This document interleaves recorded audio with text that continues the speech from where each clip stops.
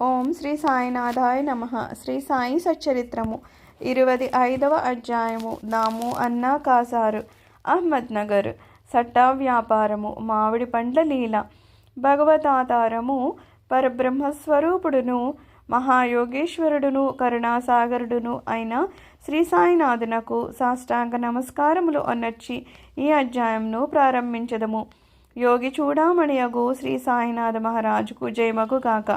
సమస్త శుభములకు నిలయము మన ఆత్మ రాముడు భక్తుల పాలిటి ఆశ్రయదాత అగు సాయికి జయమగుగాక. జీవితాశయమును పరమావధిని గాంచిన బాబాకు ప్రణామములు. సాయిబాబా ఎల్లప్పుడూ కరుణాపూర్ణులు. మనకి కావలసింది వారి యందు మనపూర్వకమైన భక్తి. భక్తునకు స్థిరమైన నమ్మకము పూర్ణభక్తి ఉన్నప్పుడు వాని కోరికలన్నీ శీఘ్రంగా నెరవేరును. హేమాడ్ పంతు మనస్సునందు బాబా జీవిత లీలలను వ్రాయి కోరిక జనించగానే బాబా వెంటనే ఆయనచే వ్రాయించెను. సంగ్రహంగా సంగతులను వ్రాసికొనుమని బాబా ఆజ్ఞ ఇచ్చిన వెంటనే హేమాడ్ పంతుకు ప్రేరణ కలిగి గ్రంథరచనకు కావలసిన బుద్ధి శక్తి ధైర్యము కలిగి దానిని ముగించెను. దానిని వ్రాయి యోగ్యత మొదట అతనికి లేకుండెను. కానీ బాబా దయాపూరితమైన ఆశీర్వాచనములచే దాన్ని అతడు పూర్తి చేయగలిగను. ఈ విధంగా సచ్చరిత్ర సిద్ధమైనది. అది ఒక చంద్రకాంతమణి వంటిది. దాని నుండి సాయిలీలులను అమృతము స్రవించును. దానిని చదువురులు మనసారా త్రాగవచ్చును. భక్తునకు సాయినందు పరిపూర్ణమైన హృదయపూర్వకమైన భక్తి కలిగినప్పుడు దుఃఖముల నుండి అపాయముల నుండి బాబా కాపాడి రక్షించుచుండెను. వాని యోగక్షేమాలు బాబా చూసుకొంచుండెను. అహ్మద్ నగర్ నివాసియగు ప్రస్తుతము పూనావాసి దామోదర్ సావలు రాసని కాసార్ ఉరఫ్ దాము అన్న కథపైన పేర్కొనిన వాక్యమునకు ఉదాహరణగా దిగువన ఇవ్వబడింది. దాము అన్న దామోదర్ సావల రాసనే. 6వ అధ్యాయంలో శ్రీరామనవమి ఉత్సవ సందర్భమున ఇతని గూర్చి చెప్పితిమి. చదువర్లు దాన్ని జ్ఞప్తియందు ఉంచుకొనియే ఉందురు. అతడు 1897వ సంవత్సరమున శ్రీరామనవమి నాడు ఉరుసు ఉత్సవం ప్రారంభించినప్పుడు షిరిడీకి పోయెను. అప్పటి నుండి ఇప్పటి వరకు అలంకరించిన పతాకము ఒకటి కానుకగా నిచ్చుచున్నాడు. అదియును కాక ఉత్సవానికి వచ్చు బీదలకు అన్నదానము చేయుచున్నాడు. అతని జట్టి వ్యాపారము ఒకటి ప్రత్తి. బొంబాయి స్నేహితుడు ఒకడు దాము అన్నాకు ప్రత్తిలో జట్టి వ్యాపారం చేసి భాగస్వామిగా సుమారు 2 లక్షల రూపాయలు లాభము సంపాదించవలెనని వ్రాసెను. వ్యాపారము లాభదాయకమనియు ఎంత మాత్రము ప్రమాదకరము కాదనియు కనుక అవకాశము పోగొట్టుకొనవలదనియు అతడు వ్రాసెను. దాము అన్న ఆ బేరమును చేయటమా మానుటమా అనే ఆందోళనలో పడెను. జట్టి వ్యాపారం చేయుటకు వెంటనే నిశ్చయించుకొనలేకుండెను.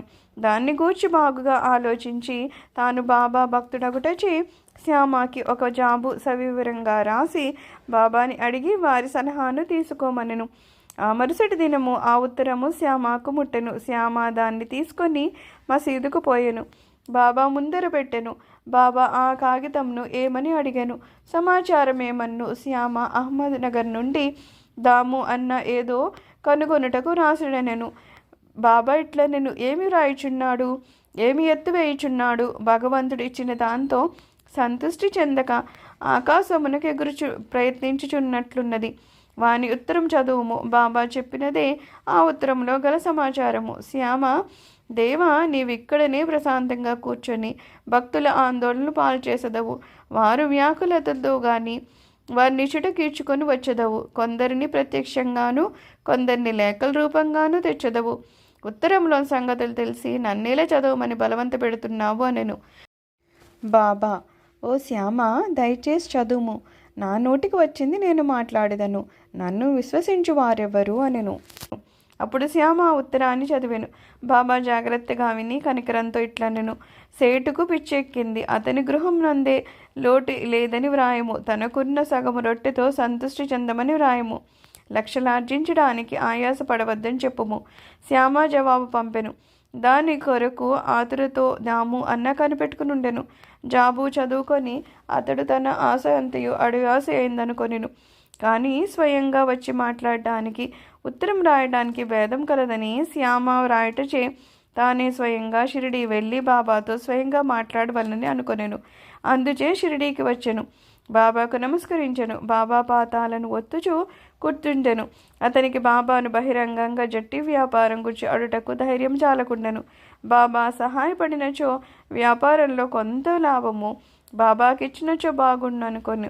ఇట్లు రహస్యంగా దాము అన్న తన మనస్సును అనుకొనెను. బాబాకు తెలియనిది ఏమీ లేదు. అరచేత ఉన్న ఉసిరికాయ వలె భూత భవిష్యత్ వర్తమానాలు కూడా బాబా తెలిసినవారు. బిడ్డకు తీపి వస్తువులు కావలను, కానీ తల్లి చేదు మాత్రలు ఇచ్చును. తీపి వస్తువులు ఆరోగ్యమును చేర్చును, చేదు మాత్రలు ఆరోగ్యాన్ని వృద్ధి చేయును. తల్లి తన బిడ్డ యొక్క మేలుని కాంక్షించి బుజ్జగించి చేదు మాత్రలే ఇచ్చును. బాబా దయగల తల్లి వంటి వారు. తన భక్తుల భవిష్యత్తు వర్తమానాల లాభాలను గూర్చి బాగా తెలిసినవారు. దాము అన్న మనస్సును కనిపెట్టి బాబా ఇట్లనెను, ప్రపంచ విషయాలలో తగులుకొనుటకు నాకు ఇష్టం లేదు. బాబా యొక్క అసమ్మతిని గ్రహించి దాము అన్న ఆ పనిని మానుకొనెను. 2 ధాన్యముల బేరము. పిమ్మట దాము అన్న ధాన్యము వ్యాపారం చేయ తలపెట్టెను. ఈ ఆలోచన కూడా బాబా గ్రహించి, నీవు 5 సేర్ల చొప్పున కొని 7 సేర్ల చొప్పున అమ్మవలసి వస్తుంది, కనుక ఈ వ్యాపారం కూడా మానుకొనుము అనెను. కొన్నాళ్ళ వరకు ధాన్యము ధర హెచ్చుగానే ఉన్నది. కానీ 1 మాసము 2 మాసములు వర్షములు విశేషంగా కురిసెను. ధరలు హఠాత్తుగా పడిపోయెను. ధాన్యములు నిలువ చేసిన వారెల్లా నష్టపోయిరి. ఈ దురదృష్టం నుండి దాము అన్నా కాపాడబడెను. ప్రతి జట్టి వ్యాపారం కూడా కూలిపోయెను. ఆ దళారి ఇంకొక వర్తకుని సహాయంతో వ్యాపారం చేసెను. మదుపు పెట్టిన వారికి గొప్ప నష్టం వచ్చెను. బాబా తండ్రి 2 సార్లు గొప్ప నష్టాల నుండి తప్పించడని దాము అన్నాకు బాబా యందుగల నమ్మకం హెచ్చెను. బాబా మహాసమాధి చెందు వరకు వారికి నిజమైన భక్తుడిగా ఉండెను. వారి మహాసమ్మతి పిమ్మట కూడా ఇప్పటి వరకు భక్తితో ఉన్నాడు. ఆమ్రలీల మామిడి పండ్ల చమత్కారము. ఒకనాడు 300 మామిడి పండ్ల పాసులు వచ్చెను. రాలేయను మామల తాదారు గోవా నుంచి శ్యామ పేరున ఆ పండ్లను బాబాకు పంపించెను. అది తెరిచినప్పటికీ పండ్లన్నీ బాగానే ఉన్నాయి. అది శ్యామ స్వాధీనంలో పెట్టిరి. అందులో 4 పండ్లు మాత్రమే బాబా కుండలో పెట్టెను. బాబా ఈ 4 దాము అన్నాకు, ఇవి అక్కడనే ఉండవలెను అనెను. దాము అన్నాకు 2 భార్యలు ఉన్నారు, కానీ అతనికి సంతానం లేకుండెను. అనేక జ్యోతిష్కులను సంప్రదించెను. అతడు కూడా జ్యోతిష్యమును కొంతవరకు చదివెను. తన జాతకంలో దుష్టగ్రహ ప్రభావం ఉండుటచే అతనికి సంతానము కలిగే అవకాశం లేదనుకొనెను. కానీ అతనికి బాబా యందు మిక్కిలి నమ్మకం కలదు. మామిడి పండ్లు అందిన 2 గంటలకు అతడు షిరిడీకి చేరి బాబాకు నమస్కరించడానికి పోగా బాబా ఇట్లనెను, అందరూ మామిడి పండ్ల వైపు చూస్తున్నారు, కానీ అవి దాము కొరకు ఉన్నవి, కావున అవి దామ్య తిని చావలెను. దాము ఈ మాటలు విని భయపడెను. కానీ మహల్సాపతి దాన్ని ఇట్లు సమర్థించెను, చావు అన్నది అహంకారాన్ని గూర్చి, దాన్ని బాబా ముందు చంపుట ఒక ఆశీర్వాదము. బాబా అతనితో ఇట్లనెను, నీవు తినవద్దు, నీ చిన్న భార్యకిమ్ము. ఈ ఆమ్రలీల ఆమెకు 4 కొడుకులను 4 కుమార్తెలను ప్రసాదించును. దాము ఆ ప్రకారమే చేసెను. కొంతకాలానికి బాబా మాటలు నిజమాయెను, జ్యోతిష్కుని మాటలు ఉత్తమాయెను. బాబా మాటలను విని సమాధికి పూర్వమే కాక ఇప్పుడు కూడా వారి మహత్యాన్ని స్థాపించున్నారు. బాబా ఇట్లా నేను సమాధి చెందినప్పటికీ నా సమాధిలో నుంచి నా ఎముకలు మాట్లాడును. అవి మీకు ధైర్యాన్ని విశ్వాసాన్ని కలిగించును. మనఃపూర్వకంగా నన్ను శరణుజొచ్చిన వారితో నా సమాధి కూడా మాట్లాడును. వారి వెన్నంటి కదులును. నేను మీ వద్ద ఉండనేమో అనే మీరు ఆందోళన పడవద్దు. నా ఎముకలు మాట్లాడుచు మీ క్షేమమును కనుగొంచుండును. ఎల్లప్పుడూ నన్నే జ్ఞప్తి అందించుకొనుడు. నాయందే మనఃపూర్వకంగాను హృదయపూర్వకంగాను నమ్మకముంచుడు. అప్పుడే మీరు మిక్కిలి మేలు పొందెదరు. హేమాడ్ పంతు ఈ అధ్యాయమును ఒక ప్రార్థనతో ముగించుచున్నాడు. ప్రార్థన. ఓ సాయి సద్గురు, భక్తుల కోరికలు నెరవేర్చు కల్పవృక్షమా, మీ పాదములు మేమెన్నటికి నీ మరవకుందుముగాక. మీ పాదములు ఎప్పుడూ చూచుచుందుముగాక. ఈ సంసారమున చావు పుట్టుకలచే మిక్కిలి బాధ పడుచుంటిమి. ఈ చావు పుట్టుకల నుంచి మమ్ము తప్పింపుము. మా ఇంద్రియాలు విషయాలపై పోనీయకుండా అడ్డుకొనుము. మా దృష్టిని లోపలకు మరల్చి ఆత్మతో ముఖాముఖి చేయుము. ఇంద్రియాలు మనస్సు బయటకు పోవు నైజము ఆపనంత వరకు ఆత్మసాక్షాత్కారానికి అవకాశం లేదు. అంత్యకాలమున కొడుకు కానీ భార్య కానీ స్నేహితుడు కానీ ఉపయోగపడరు. నీవే మాకు ఆనందాన్ని మోక్షాన్ని కలుగచేయువాడవు. వివాదములందు దుర్మార్గపు పనులందు మాకు గల ఆసక్తిని పూర్తిగా నశింపజేయము. నీ నామస్మరణం చేయుటకు జిహ్వ ఉత్సహించుగాక. మా ఆలోచనలను అవి మంచివే అగుగాక చెడ్డవే అగుగాక తరిమివేయము. మా గృహములను శరీరమును మర్చినట్లు చేయము. మా అహంకారాన్ని నిర్మూలింపుము. నీ నామమే ఎల్లప్పుడూ జ్ఞప్తియందు ఉండునటున చేయము. తక్కిన వస్తువులన్నీ మర్చినట్లు చేయము. మనశ్చాంచల్యమును తీసివేయము. దానిని స్థిరంగా ప్రశాంతంగా ఉంచుము. నీవు మమ్ములను గట్టిగా పట్టి ఉంచినచో మా అజ్ఞాన అంధకారము నిష్క్రమించును. నీ వెలుతురునందు మేము సంతోషంగా ఉండెదము. మమ్ములను నిద్ర నుండి లేపుము. నీ నీలామృతము త్రాగు భాగ్యము నీ కటాక్షము చేతను గత జన్మల్లో మేము చేసిన పుణ్యము వలనను కలిగినది. దాము అన్న ఇచ్చిన వాంగ్మూలము ఈ సందర్భమున గమనింపదగినది. ఒకనాడు అనేక మందితో నేను కూడా బాబా పాదాల వద్ద కూర్చునున్నాను. నా మనస్సున 2 సంశయాలు కలిగెను.